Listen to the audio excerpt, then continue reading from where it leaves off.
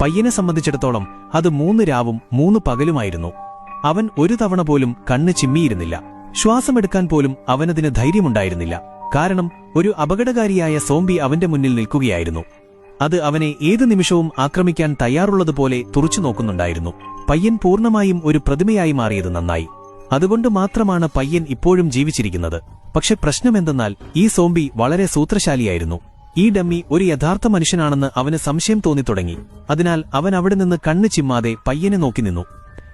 പയ്യന്റെ ഉള്ളിൽ ഭയത്തിന്റെ ഒരു കൊടുങ്കാറ്റ് അടിച്ചു വീശുന്നുണ്ടായിരുന്നു. വിയർപ്പൊഴുകാൻ തുടങ്ങി. അവന്റെ കാലുകൾക്ക് കാഠിന്യമുണ്ടായി. പക്ഷേ പയ്യൻ ഒരു ചെറുചലനം പോലും നടത്തിയിരുന്നെങ്കിൽ അവൻ അപ്പോൾ തന്നെ മരിക്കുമായിരുന്നു.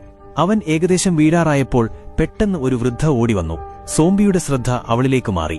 പയ്യൻ ഈ അവസരം മുതലെടുത്ത് വേഗത്തിൽ കൈകളും കാലുകളും ചലിപ്പിച്ചു. ഒടുവിൽ ഉള്ളിൽ തണുത്തുറഞ്ഞ ഐസ്ഡ് ടീ പുറത്തേക്ക് തുപ്പി. പക്ഷേ അപ്പോൾ ഭാഗ്യം വഴിതിരിഞ്ഞു. വൃദ്ധയുടെ കൈയിൽ നിന്ന് വീണ നനഞ്ഞ സോസേജ് അവന്റെ തോളിൽ വീണു. അതിന്റെ മണം വളരെ ഭയങ്കരമായിരുന്നു. പയ്യന്റെ നില കൂടുതൽ മോശമായി.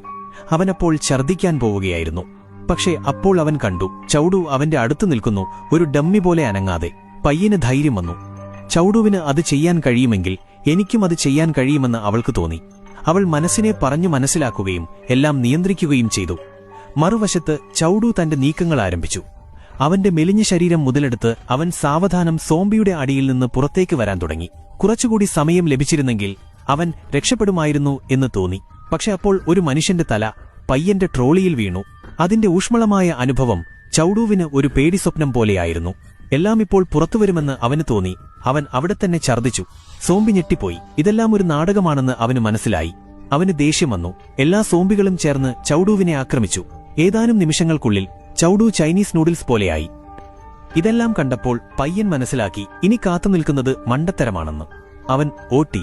പക്ഷേ അവന്റെ കാലുകൾ വഴുതി. അവൻ മുഖം നിലത്തടിച്ചു വീണു. ഇനി എന്തുതന്നെയായാലും അവന് മുന്നോട്ടു പോകേണ്ടിയിരുന്നു, മുടന്തിയാണെങ്കിൽ പോലും. ചുമരിന്റെ സഹായത്തോടെ നിൽക്കാൻ അവൻ ആഗ്രഹിച്ചു. പക്ഷേ സോംബി അവന്റെ പിന്നാലെ വന്നു. പയ്യൻ വേഗത്തിൽ പടികളുടെ പിന്നിലൊളിച്ചു.